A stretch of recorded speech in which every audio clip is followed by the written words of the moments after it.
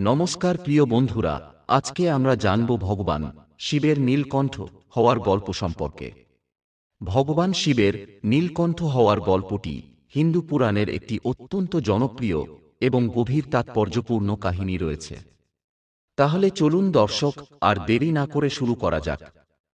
এক সময় দেবতা ও অসুরেরা অমৃত পাওয়ার জন্য সমুদ্র মন্থনের সিদ্ধান্ত নেন।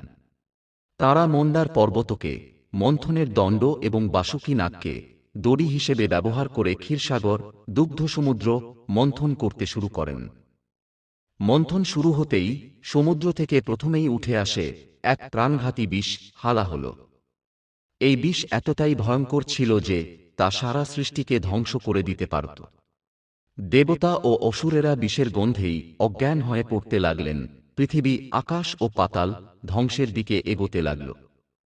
সবাই তখন শরণাপন্ন হন ভগবান শিবের। শিব সব কিছুর ঊর্ধ্বে, তিনি ত্যাগ ও ধৈর্যের প্রতীক। সকলের অনুরোধে তিনি পৃথিবীকে রক্ষা করার জন্য সেই হালাহল বিষ নিজে পান করার সিদ্ধান্ত নেন। শিব বিষ পান করলেন, কিন্তু গিলে ফেললেন না।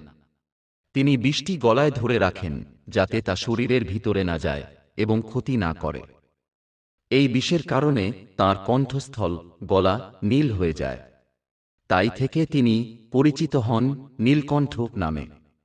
হর হর মহাদেব। প্রিয় বন্ধুরা, আজকে আমরা জানলাম মহাদেবের নীলকণ্ঠ হওয়ার এক অজানা কাহিনী।